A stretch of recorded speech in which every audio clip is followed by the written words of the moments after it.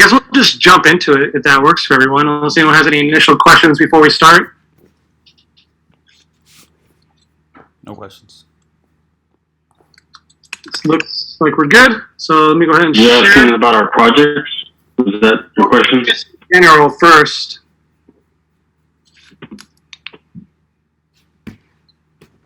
Okay, I think we're good Any questions just in for general? now. Okay. Well, cool. I'll go ahead and share some of the examples first and kind of I'll walk through them. So y'all can see my screen. Cool. Kind of hate the way Zoom does this, so just move this thing out of the way a little bit. There we go. Cool. So I have a couple of examples here, or a few examples, I guess, to be more accurate. The first one is Wistia's 1, 10, and 100 video series. Basically, if you're not familiar, Wistia is a video hosting platform for businesses. So think of YouTube, but made for businesses. There's none of the goofy recommended section. There's no annoying ads because it's all your own content. Obviously, there's a price for it, but it's a really great tool, really useful, really helpful, and they actually put out a lot of great content. They're definitely a recommended video source when it comes to video marketing, video production, as it relates at least to digital marketers. So if you're not familiar with them and you're interested in video, I think they're a great place to check out.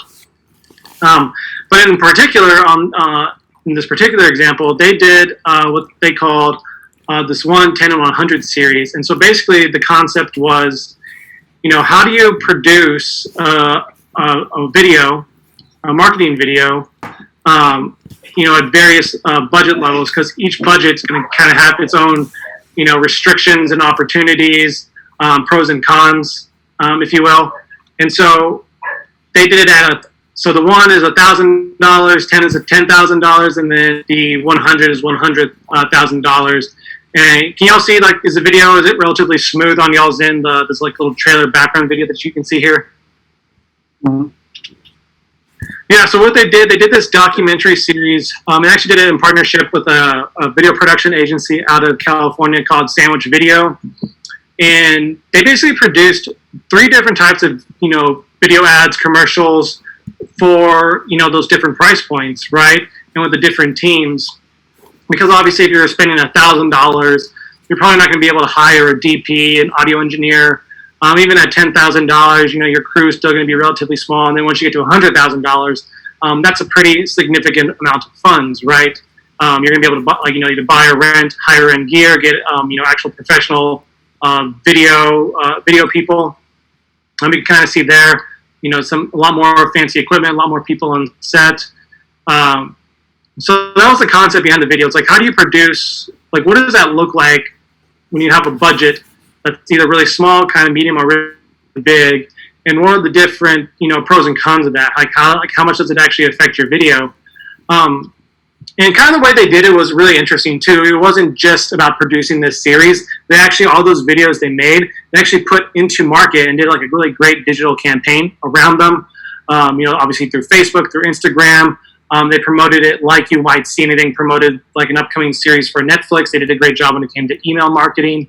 And so there's a lot of thought put into it, right? So, they showed the trailers and then explained that they had a documentary behind the trailers that were going to show you how they made all the different trailers at different price points. And so that's kind of what this final product is here. It's a 4-part series. So you can see here's part 1, and, making the pitch on what they did. Episode 2, which is the Hollywood DIY, which is that $1,000 budget.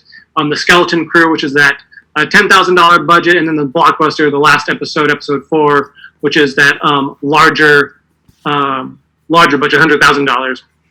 One thing you'll notice, it's not your typical video length that you might see for a company. It's not a 30-second video. It's not even a 5-minute or at most 10-minute video.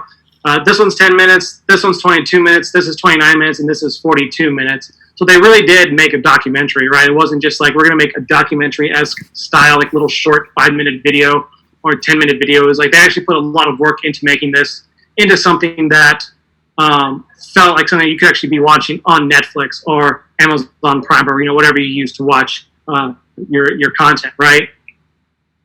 And again, part of the brilliance of this was that it mixed everything together, right? Because it was asking the main question that a lot of video marketers kind of have, especially people that are either relatively young in their career or maybe getting ready to take that next big step is like, how do you produce videos at different price points, and what does that look like? What kind of skill sets do you need? How can you be innovative when you have $1,000 and you only have an iPhone to shoot with, versus when you have $100,000 and can actually hire a team? Who do you hire? What does that look like?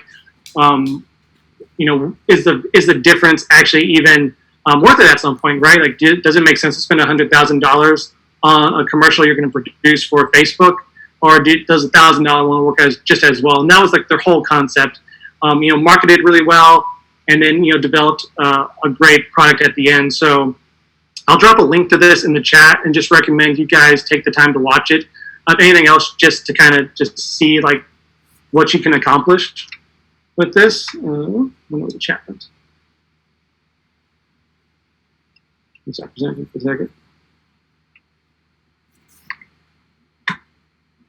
There y'all go. Just so y'all can have quick access to it.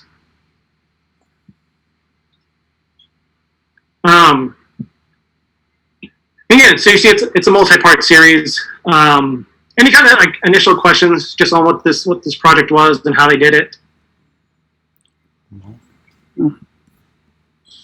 So kind of like anything when it comes to storytelling, they kind of had a great question and explored that answer and really developed a great series around it. So again, just to simple recap, how do you produce a video at different price points, and what does that look like? What are the pros and cons? And they just explored what that story was. And so again, if you watch that series, you'll get a good idea of it. Any initial questions right now? Everyone feeling pretty good? Great. So I just want to ask. Oh yeah, go ahead. Sorry, Matt. I just want to ask real quick. How is this comparable to YouTube Premium? Because I know you can get Premium, and the ads wouldn't be on there. Yeah, YouTube again. YouTube, the whole. This is a kind of a separate conversation a little bit, but YouTube, at the end of the day, is their goal is to get you to be on YouTube. Their goal is to get you to watch more YouTube videos, so that way you can watch more ads, and they get, obviously it's an ad-based platform. Obviously, if you get YouTube Premium, the goal there is that you pay a subscription like you would for Netflix or anything else. It's really meant more for creators, not that brands can't be successful on YouTube. But it really is meant for more creators. YouTube's more of a community building place. It's more of a kind of one-to-one place, I would say. Again, there are brands that have used it well, but not to the same level of success. You're going to find someone that's like a PewDiePie, right? Or someone of his stature in those different like niche audience segments. So what Wistia does allows you to build that on your own homepage. So like, this, what you're seeing here, this kind of like almost channel, they call this channels in their backend. But it kind of looks like something you might see on a YouTube page with like a different playlist. You have the main series here and then the actual ads below. It kind of looks like something you would see on the homepage of someone's YouTube channel. This is way better because it's actually on their site. Be able to embed this onto your site, track your metrics, plug it into Marketo. You could actually, if you wanted to, they could gate this, and you'd have to sign up maybe to use your email to actually, get access to the footage. You still have some of the little features like cards. Like the little eye that pops up in the corner spreads out, and you can have people click on things.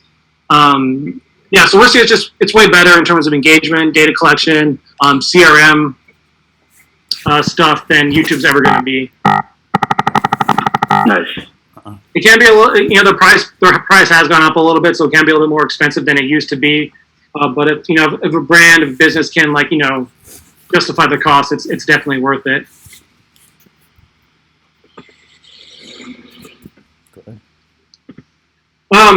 Yeah, so kind of continue on. Storytelling doesn't all have to be like an actual narrative storytelling in the sense of you're talking about, almost like, again, if you go watch that documentary series, it feels like you're watching a documentary like you might see on Netflix or anywhere else you get your documentaries from. Klaviyo, it's email marketing platform, kind of CRM tool. I actually got to interview the person who actually put this series together. She was really great to talk to. They put together a series called Beyond Black Friday. And the goal of this series was to interview some of their merchants that use their email marketing software and kind of just understand like how are they doing things differently when it comes to Black Friday, right? So they typically support mostly e-commerce brands, and the goal was to share these stories of how some of these brands are being successful with email marketing and what they're doing when it comes to like the big the big day, the big, Cyber, or in this case, Black Friday, but when it comes to those big shopping days for e-commerce brands, because most e-commerce businesses make their money during Cyber Week, what's called Cyber Week, which is that Black Friday, Cyber Monday, all that stuff leading up post Thanksgiving, basically. And so what they did, kind of like an interview series, right? They wanted just to tell their merchant stories who were successful at email marketing, but it wasn't so much about the tools that they were using. It was about their strategies, telling their story, right? It wasn't really meant to be a case study, right? So it's a little bit different than a case study in that it's not focusing on here's how Klaviyo helped us sell 10% more year over year, right? It's not like here's how Klaviyo, helped us, better manage our customer life cycle when it comes to email marketing. It was really about, how is Chubby's, approaching email marketing to differentiate themselves when they're trying to earn, and trying to boost their revenue, right? What are they actually doing? It's not so much what the tools they're using. It wasn't so much about Klaviyo. It was about what are they doing? How do they approach it? And sharing that, right? It was really about, because again, if you're thinking about who's watching this, who's going to watch the series, who this series is made for, it's made for other e-commerce, merchants, probably an e-commerce director or manager, maybe the CEO of a company or the chief operations officer. It could be someone that's going to be higher up most likely, and that's going to derive some really good insights from this. And be like, oh, you know what if we tried what Chubby's is doing? Maybe we try to be a little bit more creative with some of our images in our ads, or maybe we tried kind of how they talk about what they do to kind of like let their brand voice shine through their emails. And so that was the point, right? It was really like these long format interviews broken up into a series that allowed people to be more engaged. And so, you saw like with the 110 and 100 series, they had the multi-part series. So Klaviyo actually did something very similar. You can kind of see here. So they actually focused on 3 different brands. They focused on a fashion brand, specifically Chubby's. They did a bracelet brand called the Love Is Project, and they did a sunglasses brand, Sunski. And what they did was they broke up their story into multiple parts. And the idea behind it was, we could produce maybe like 1 3-minute, 5-10-minute video, but the likelihood someone's going to watch that is low. Now, it doesn't mean it's impossible. Again, if you have really good content, if it's engaging, if it's captivating, people will watch it, right? But they did want to make the content digestible. So what they decided to, what she decided to do when she was producing it was like, let's tell the story basically in chapters, right? So for Chubby's, for example, you can kind of see here, they had the big picture overall. What's the email strategy at Chubby's? Then they talked about Cyber Monday. So again, like I kind of mentioned, Cyber Week's the big week for e-commerce brands. So there's Black Friday, and then I think it's Small Business Saturday. Sunday doesn't have a clever name, and then Monday is called Cyber Monday. But again, if you're familiar with Chubby's, it's a shorts brand, primarily shorts. They also make they make T-shirts and button-ups and all this other stuff. But their main revenue driver is shorts, and they're pretty kind of short shorts. You can kind of see here the guy is wearing them. Goes up to like mid-thigh, and so again, it's their brand, Cyber Monday, right? So it makes a lot of sense for them to kind of have a good, nice little wordplay there. Again, then they talk about learning from the past and then keeping up the momentum. So nice little 4-part series, and then here a little bit more digestible. Again, the what's it called? The Wistia one definitely felt more like you're watching a feature film. This one's meant to make you feel like you can actually digest some really good content. Again, you're kind of finding that they're made more in that typical video marketer range of kind of 3-4 minutes. So again, all these are 3 minutes. That one's 4 minutes. Again, here, very similar, 3 and 4 minutes and 3 and 4 minutes, right? So they're trying to make their content digestible, but also making it bingeable. Right? I'm sure y'all are familiar. You might have a favorite series on Netflix, Stranger Things, anything like that. The Ozarks, drops. You probably watch more than one episode, maybe 1 or 2 at minimum, right? 2 or 3 at minimum. I mean, so that's what they wanted to do here. They wanted to create a bingeable experience with their content, right? They wanted to be able to tell a multi-part story that could keep their audience engaged, right? Because if someone watches, 2 or 3 videos, that's a much better way to lead score someone and see their actual genuine interest in your product or your content, as opposed to just someone who watched maybe 1 video. And so again, they created this really great experience, I think. And again, I'll share this link with you guys so you can go and check this content out. I think it's really well done. You'll see with the Wistia one, it's obviously really well produced because they partnered with the video production company Sandwich Video, as I mentioned. Here, all done in house. I think they did work with some agency or some freelancers when they were producing the project. But again, it's something. It's not as high end as it looks. They did a great job at that, and it's pretty straightforward. It really is just mostly kind of talking heads and some B-roll, but done really well. I'm going to drop that one in here for y'all.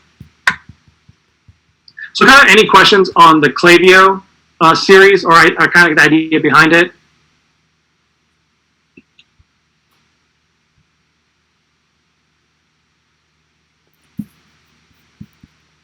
I guess I do just like, since you mentioned about breaking it down, would you also recommend, let's say, instead of a 2-minute video to make 4 30-minute clips? Say it again? Would you also recommend that instead of producing, let's say, a 4-minute video to make 4 30-second clips?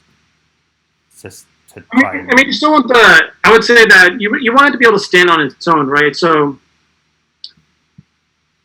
again, if you could tell, you'd have a really captivating video that's 30 seconds long, then yeah, I mean, go for it, I would say. But, you want to give yourself room to actually tell that story well, right? You don't have to just like rush through it. Again, not that obviously people can't tell really good stories in 30, 60-second videos. So it's just, I guess I wouldn't focus too much on the time as much as you focus on, is the content you're producing engaging, right? Because again, I'm sure everyone here, or at least most everyone here, has seen a Marvel film, and those bad boys are not short at all. They're like over like 2 hours, 2:15. Or I'm sure everyone here has at least seen a movie that's over 2 hours long, and probably the only reason you watched it is because it's captivated you, right? So I firmly believe as long as you have good, engaging content, you will sit through it and watch it and enjoy it. The trick is just having good, engaging content, and so I wouldn't get so much hung up on the actual time unless that's just like a restriction. I'm sure with them it really was more of a budgetary, just like let's just not. They're not going to try. They weren't trying to build the same thing that Wistia was trying to do with their documentary series. They were trying to focus like on really good, like bite-sized stories, and so 3-minute, 4-minute mark made sense for them. So I just recommend that. Just it's fine to have that. Don't get too hung up on it. Just tell a good story overall. Have a good piece of content that someone's going to actually want to watch. And I guess to the second, because that was 2 questions in one a little bit there. There was part of it's the time issue. Part of it's also like what you mentioned. Is it good to chop it up? I recently tried that with, I did a test with DCI where I was trying something similar, and I was trying to get something done like this at Big Commerce. Test it out. Like, again, like I think, Wistia has this thing called Brand Affinity. It's a really cool little interactive guidebook that I would recommend that y'all check out. One of the things it kind of talks about is like when you're building a series and creating this bingeable content, part of the reason like something like this I think works, like with this Klaviyo example to point out, is again, think about how all of us are engaging with content nowadays.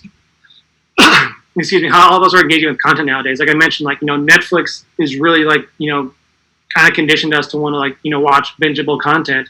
Same thing with YouTube. YouTube's recommendation algorithm is there for a reason because it wants you to get you to watch more videos.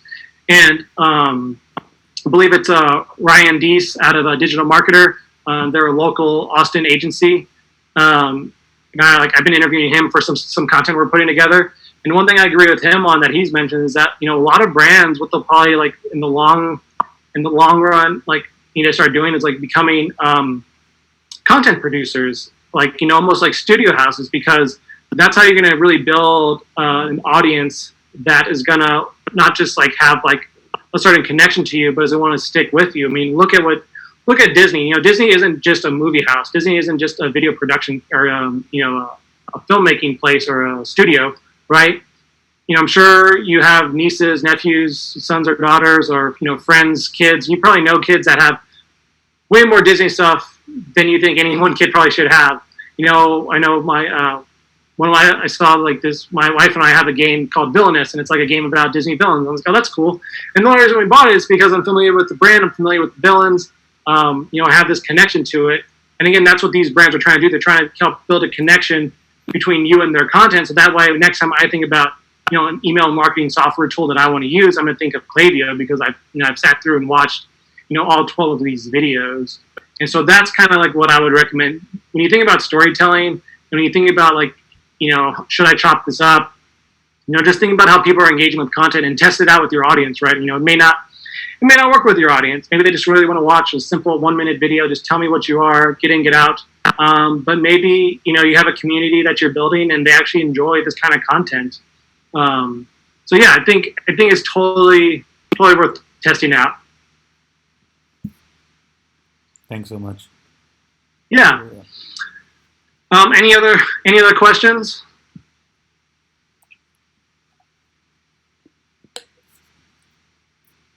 I think that kind of covers like the main ones. I'll take about 4 minutes before we can switch over into talking about what you guys are working on and seeing how we can shape that. But last thing I'll show you is I'll share this with you guys as well. Make it big is a thing that we did at Big Commerce a couple of years ago. Our creative team put together, and I think it's a really good video. And I think it's more of a balance between storytelling and case study, because again, trying to tell straight up stories is a little bit harder. That does take a little bit more skill, and it's not as intuitive. It takes practice, but I think if you can balance kind of most people, it's really easy to tell a case study story because it's just like how has our product or our service helped you in your business grow, right? So if you can kind of focus on that, but then also kind of start getting to those deeper questions of how what you're doing is crucial. You'll start seeing how storytelling can come out of that. So I think this is something that we did really well. We worked with an agency, and our creative team did a good job on this. And it's a good mix of case study and storytelling, and I think a good way to how you can launch. It's just one video. I think it's 3 or 4 minutes long. I forgot off the top of my head. Focuses on 3 brands. So I think if you guys watch something like this, it's a good idea on how to maybe start moving into that direction. So again, I'll share this in the chat for you guys to check out after the session or when you can. So definitely want to switch gears, start talking about what you guys are working on. So maybe discuss spend about 20 minutes discussing y'all's video project plan. So I don't know if y'all are working in teams or if this is an individual activity. So I don't know, what's the best way to approach this?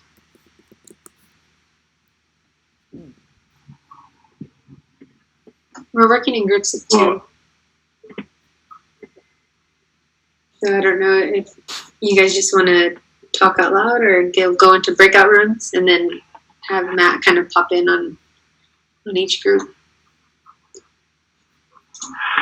We haven't done too much ideating on a video specific project yet. We're still ideating the bulk of kind of the overarching theme of our 9-week project at this point, Matt. Okay.